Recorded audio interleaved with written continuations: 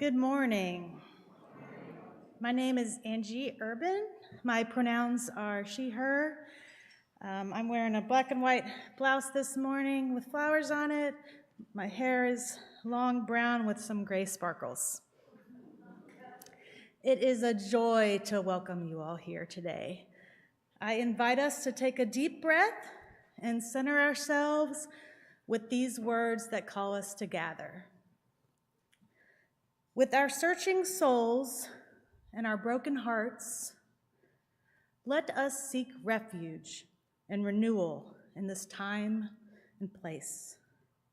Let the noises of the world fall silent in this hour, and let the stillness find us and carve out space for us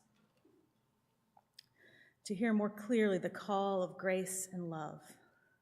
Let us listen deeply to the teachers that find us here, the questions of a child, the tears and laughters of our companions, the gifts of ministry and music, and yes, the teacher that is in our souls.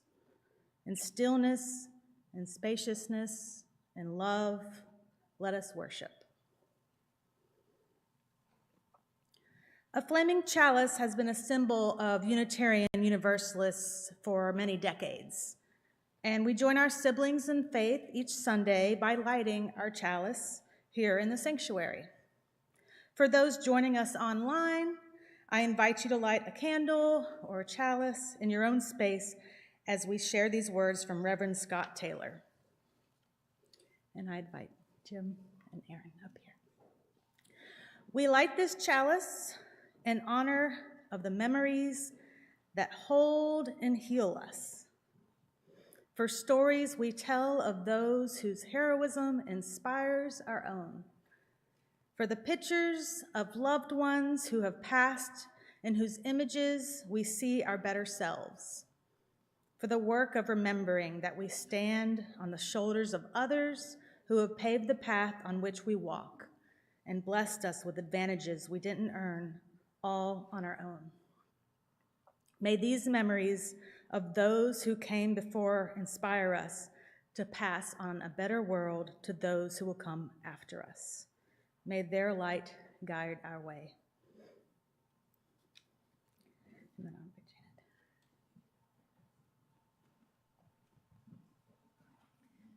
You are invited to stand in whatever ways are comfortable to you to sing hymn 128 in the gray hymnal, For All That Is Our Life.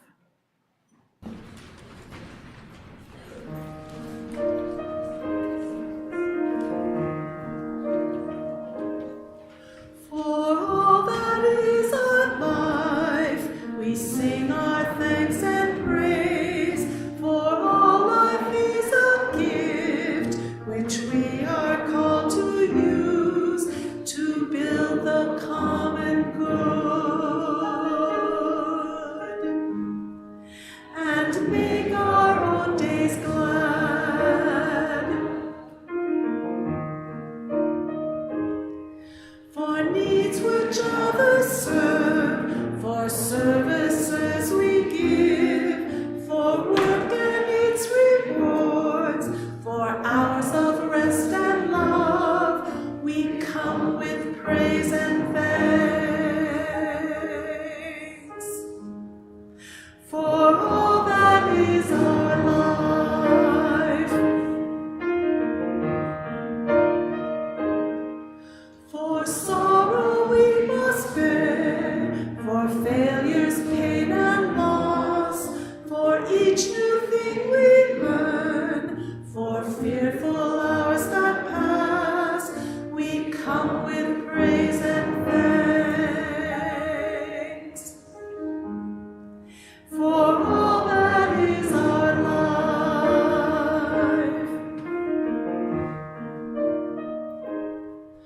for all that is our life, we sing our thanks and praise. For all life is a gift, which we are called to use to build a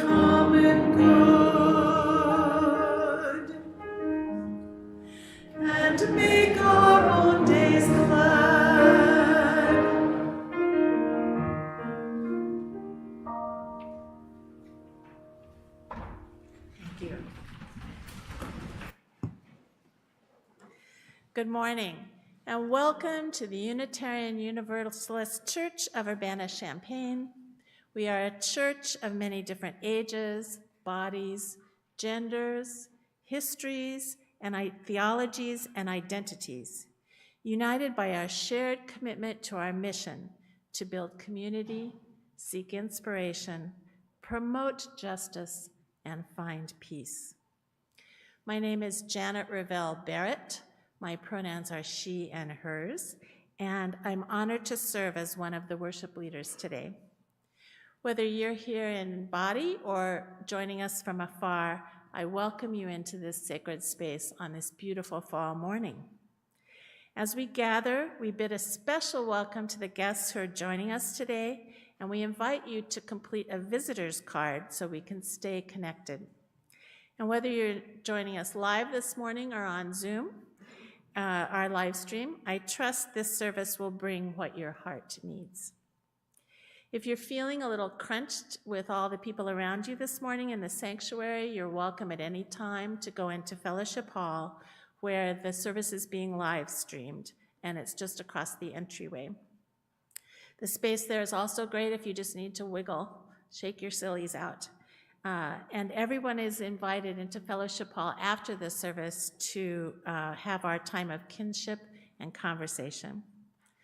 We are a congregation of all ages, which means that we not only embrace, but we celebrate all of the marvelous sonic textures that our little ones bring to us on a Sunday morning. And if you need to move around or grab coloring supplies under the lanyard table right in the foyer, please do so at any time.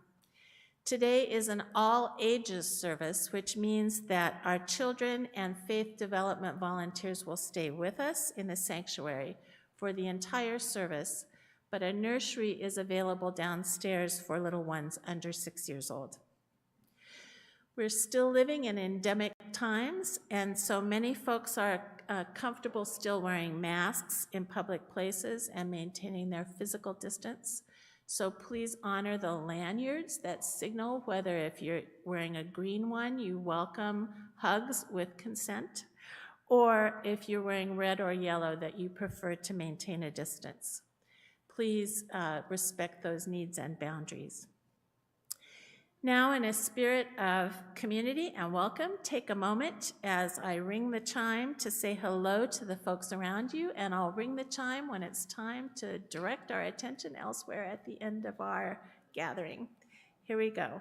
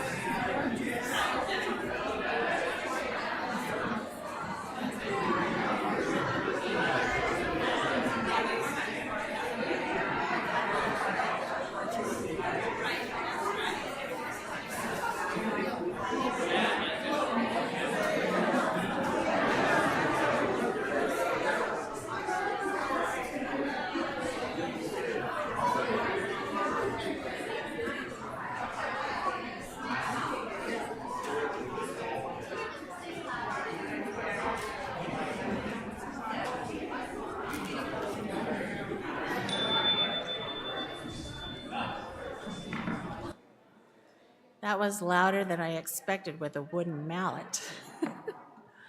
I always enjoy hearing that conversational bubble emerge when we have our greeting times.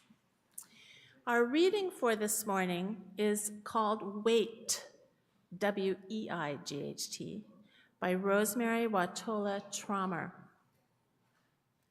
On Earth, just a teaspoon of neutron star would weigh 6 billion tons.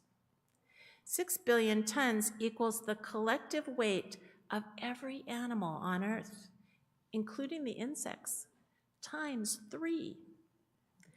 6 billion tons sounds impossible until I consider how it is to swallow grief.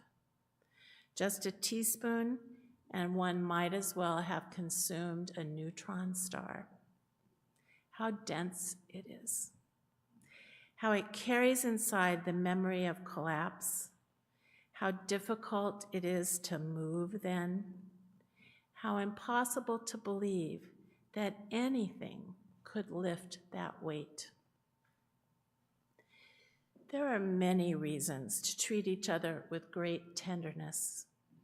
One is the sheer miracle that we are here together on a planet surrounded by dying stars. One is that we cannot see what anyone else has swallowed.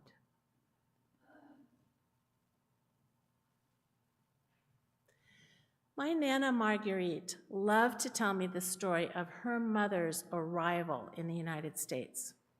My great-grandmother, Jeanette Kirkwood McEwen, was born in 1848 on a boat headed up the Mississippi River after a journey from Scotland. I know you can't see her, but here she is. And although she pronounced her name as Jeanette, it was spelled the same way as mine, Janet. When I was young, and every time I heard this story, I was so captivated by being a namesake that I never thought to learn more about her mother who brought her into the world. This past September, my daughter Paige and I had the privilege of visiting Scotland for the first time. And through the magic of ChatGPT, Paige thought of that to ask them some questions, and other forms of inquiry, we found the Dalgety Bay Heritage Society and a wonderful man named Jonathan Ellington, who had studied the history of the area, which is just across the Firth of Forth from Edinburgh, where my great-great-grandmother was born.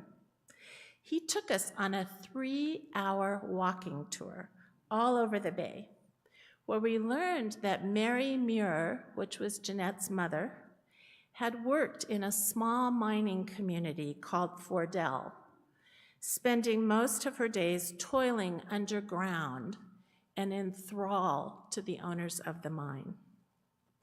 On Sundays, the only day of rest for this close-knit community, she would have walked 4 miles to attend a 4-hour-long church service at St. Bridget's Kirk before walking 4 miles back to Fordell.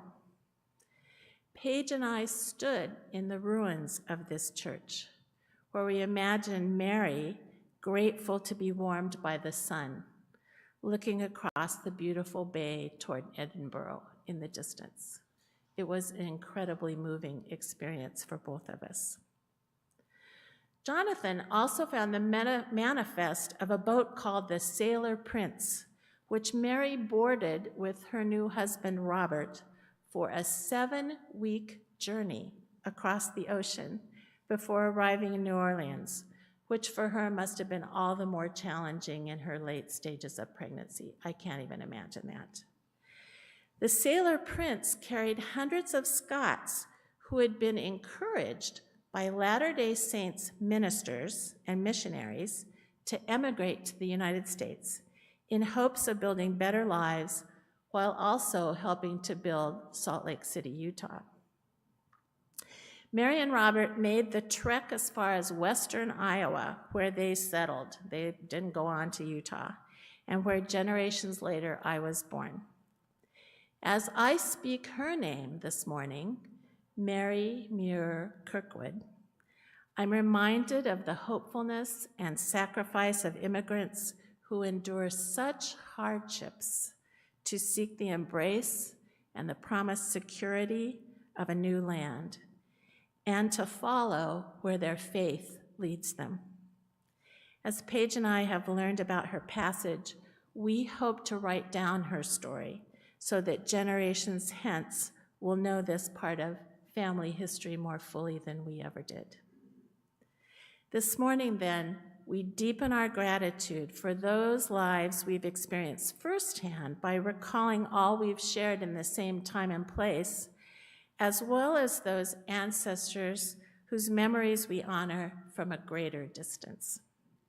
Whatever photographs, artifacts, Dates and places or family stories we hold conjures up their presence, giving us a chance to pause, to reflect on the lessons we learn and continue to learn from their lives.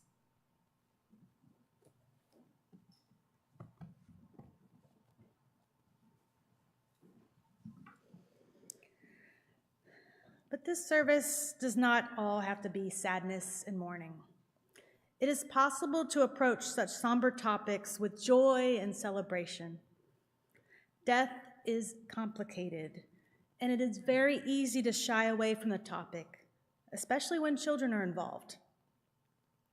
But death is also a natural part of life. I will share with you that I lost my parents in my mid-20s. My spouse lost his father a few years before that. In between, we also had some grandparents who passed simply because it was their time.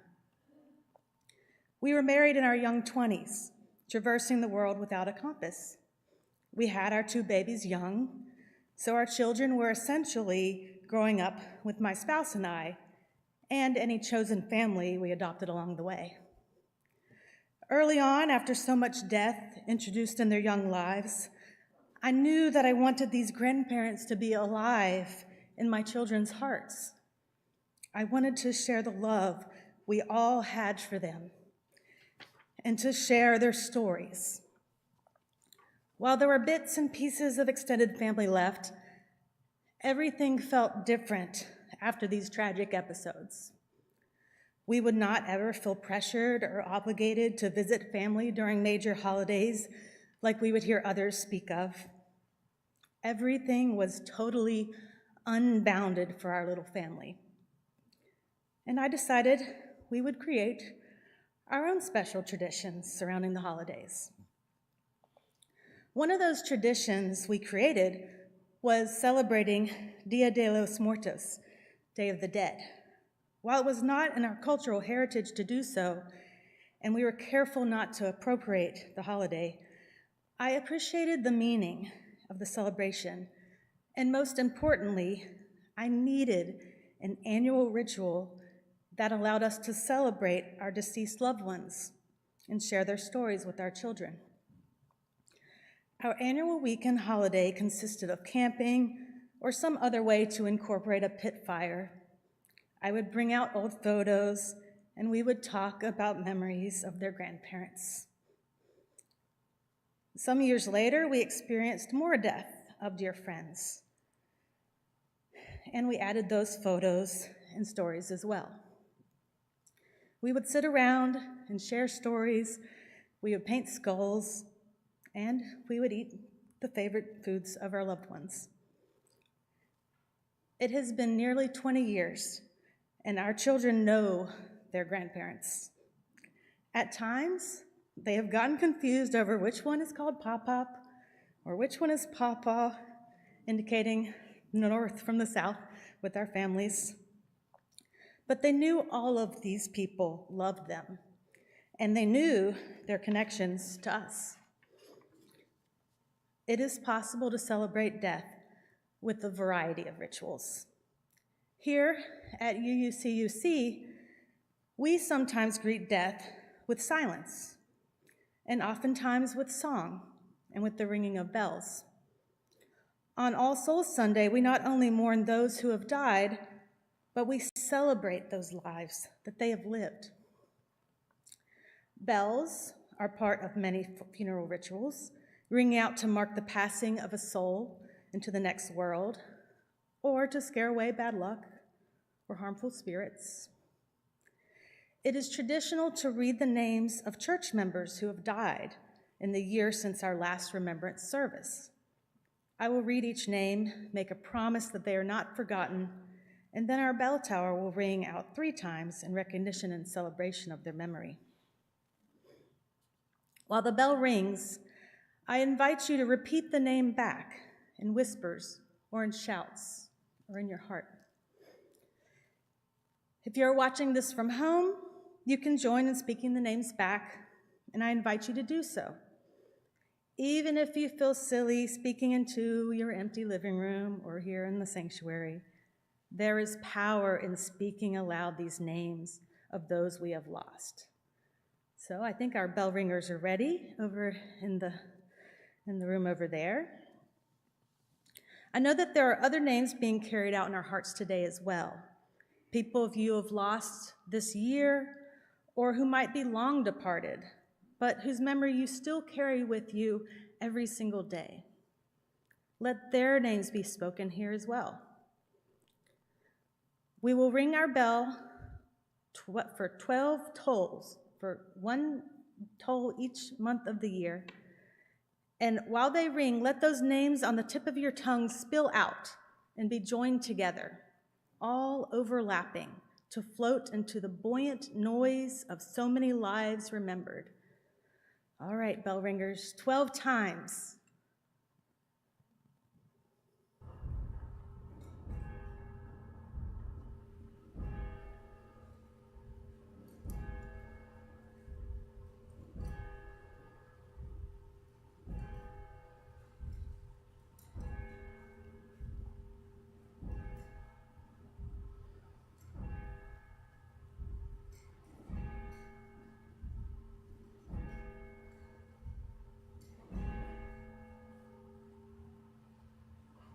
Thank you. And now I'll say the names of our church members. And the bell ringers are going to ring the bell 3 times after each name. Claire Douglas.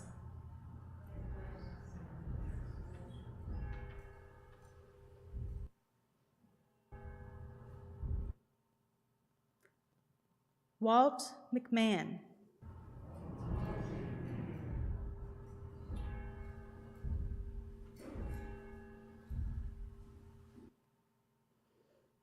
Dick Harvey.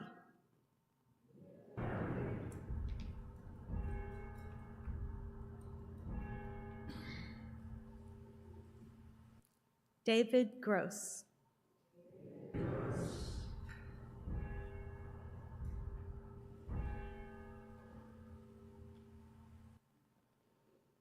Thank you.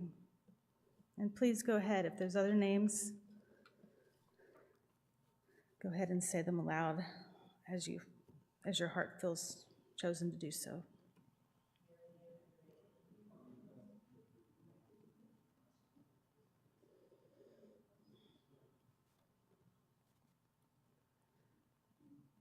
Thank you, bell ringers. May these voices live on in our songs. May their courage live on in our commitments. And may their love continue to bless the world. Amen. I'll invite Juan to play our music for meditation, Find a Stillness, and after he has played it once, we'll sing it together. It's number 352 in the gray hymnal. I invite you to let the music comfort you before we sing together.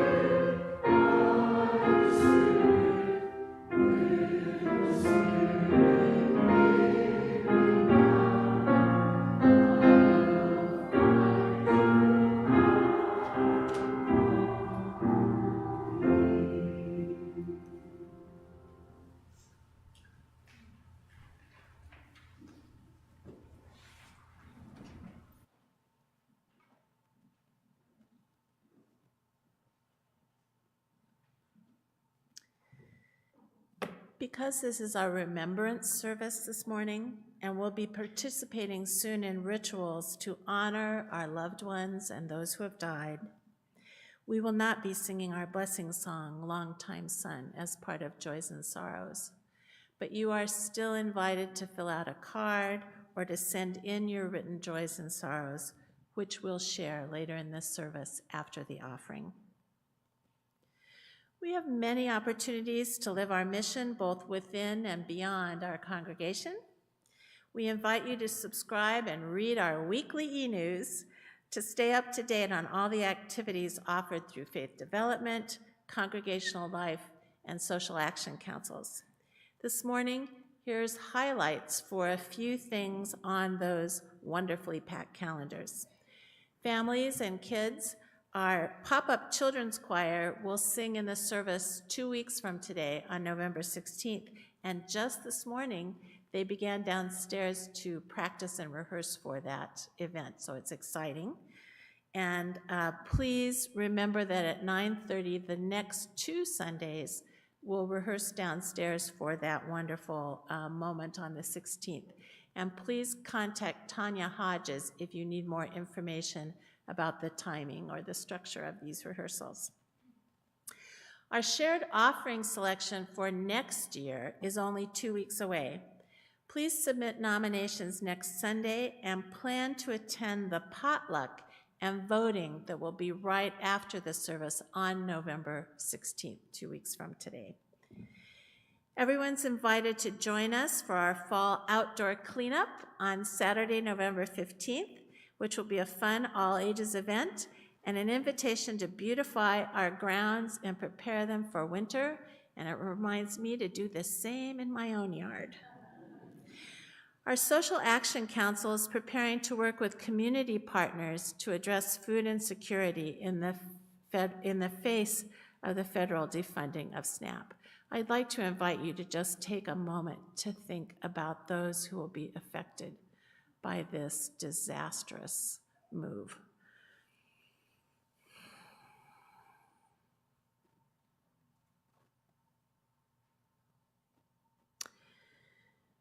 We have here in our congregation many ways we already address food issues: the Little Free Pantry, the folks who volunteer at Solo Grazia and Our Daily Bread, and to fulfill the needs within our congregation and in the wider community.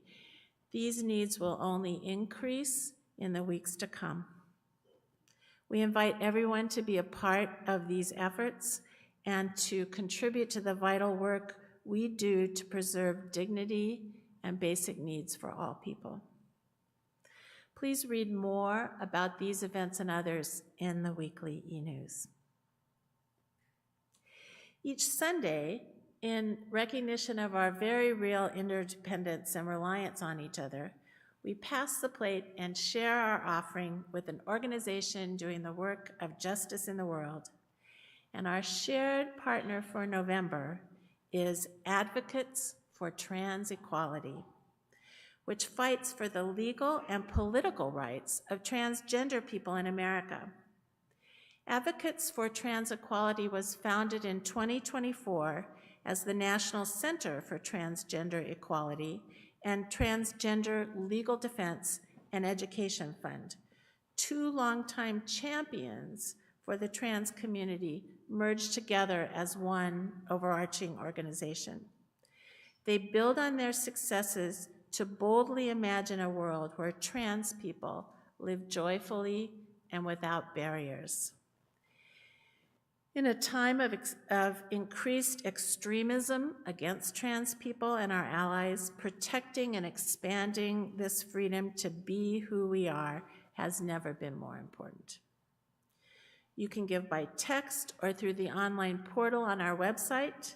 If you're here in the sanctuary, the basket will be passed.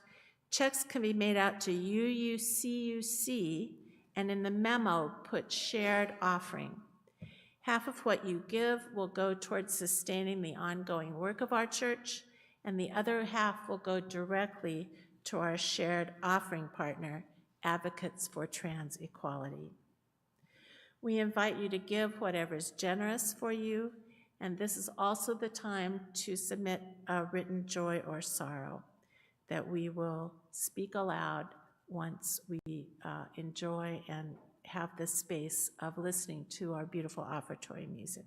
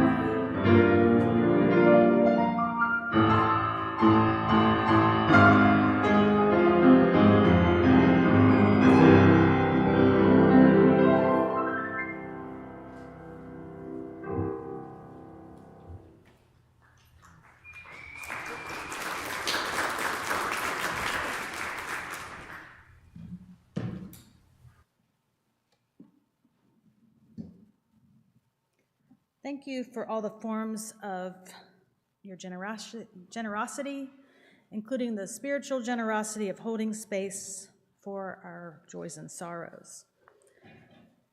As Janet mentioned, we are not going to be singing the blessing song today, but joys and sorrows are still welcome, and you can send them via email at joysandsorrows@uucuc.org, or by passing forward a card, and the ushers will take them, or you can just bring them right up.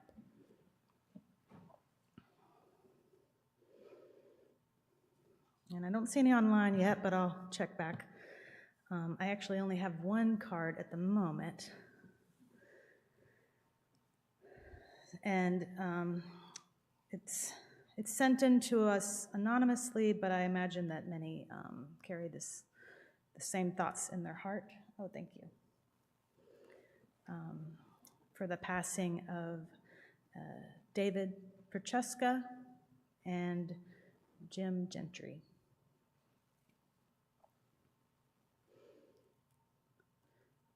A joy that I have from Leah Barr Weber. It's a joy to be back at the church after several weeks of health issues. Also a sorrow for my mom's family. My grandpa passed on Thursday the 30th, age 88. The funeral is Tuesday, November 4th. Please keep the family in your prayers. Thank you.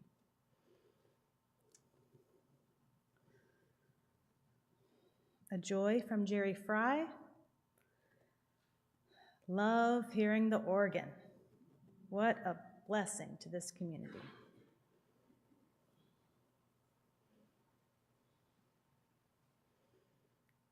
Another joy from Jim and Aaron. The two of us are proud to have had fellowship and a dumb supper with Creel and a small group of friends last night. We are also happy Alyssa made it back safely from their trip. We are all very happy for that, yes.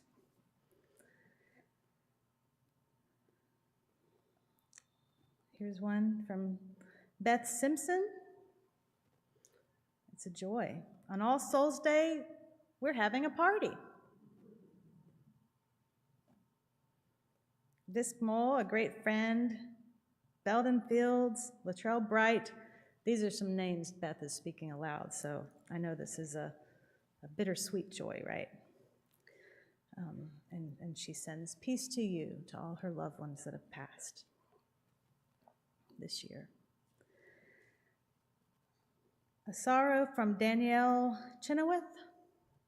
I mourn the ways in which meeting our needs and living our lives are tied to structures and systems of harms and the moral injury, material injury it produces. Yeah, definitely agreed. Let me check online here, make sure we don't have anything. We don't. Okay. For all that we've spoken aloud and all that we carry silently in our hearts, I offer this blessing. Spirit of love that holds all that we are, remind us that we make space together in this community to share in all the complexities of life. May we hold our joys and sorrows collectively with gentleness and care. Amen. Now, here's the part when we're going to get up and do some things. Many of us struggle with the darkness of winter, longing for light and warmth that just hasn't quite approached us yet. We long for the voices and faces of our loved ones who have died. Our anger and grief at our losses can overwhelm us, just as the lack of light in these days can make us feel edgy, sad, tired. And just as we sometimes avoid our grief, we rush into holiday cheer and light up yards as if darkness will indeed take over if we don't. But there is a natural rhythm to life that our modern world tries to override. Darkness provides needed rest. The longer nights of winter remind us that we are part of the natural world, and that just as nature pauses, slows down to renew life, so must we.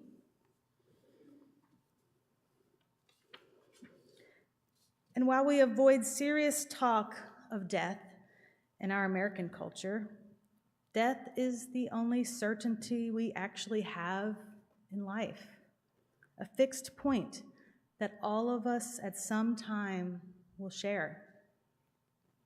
Making space for the complexities of these feelings about darkness and death requires us to move at a different pace than we otherwise might, requires us to pause, to listen to our bodies and the messages they send to us, to remember in our bones that we carry the voices and the memories and the shapes of all who have come before us, and that we will be carried on in others once death comes for us. Darkness and death are not to be feared, but rather to be marveled at, for it is in them that we recognize the beauty of light and life. When we look up at the skies on a dark winter night, we see stars so bright that if we truly are paying attention, we can be filled with awe. And yet, it's true that many of the stars whose lights we see are long dead, burned out before any of us drew breath. But that does not make their light any less beautiful. So it is with us. We shine briefly here in our embodied lives, but our light will live on long past us in the stories and love we share and leave behind.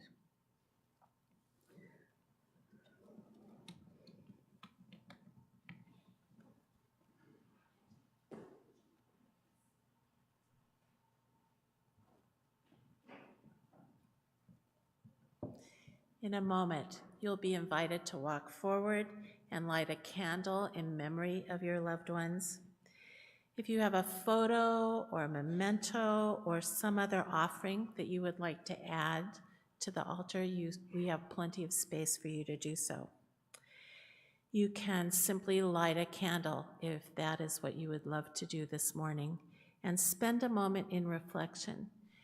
This should be a process of slow and graceful and thoughtful reflection, so there will be plenty of time. We have both real candles with wicks and flames, and also the electric tea lights. So if you would prefer to use those, which I always do when I have scarves on, please do so. There's plenty of room. I would like to invite you to come up the central aisle in just a moment, and we'll start with the front rows, both in front and in the back area, and then the second row to follow and the second row to follow. So take any time that you would like here, and there are multiple places where we can light candles at one time, so don't feel any sort of rush or any sort of hurry, so that you can savor this moment and give it the weight and gravity and reflective thought that you wish to bring to this moment. At the end of the time of meditation, Juan will play during this period, and as we sit in the pews, take that time also for reflection. At the end of the time, when I come up again, I won't verbally invite you to sing Spirit of Life, but we'll just begin it to maintain the beautiful, worshipful atmosphere we hope to create in memory for our loved ones. So now you're invited to come up and begin this process of remembrance.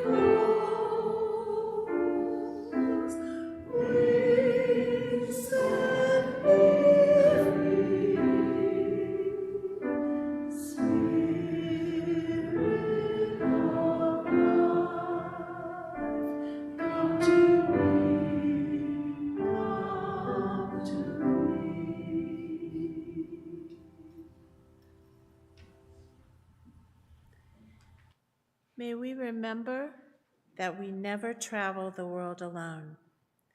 We rest on shoulders of brave and generous ones who have gone before. We hold memories of dear ones that keep us connected to our center. May we make this our most important work to remember that who we are does not end at the edges of our own skin. May today and all days we honor all that is our life.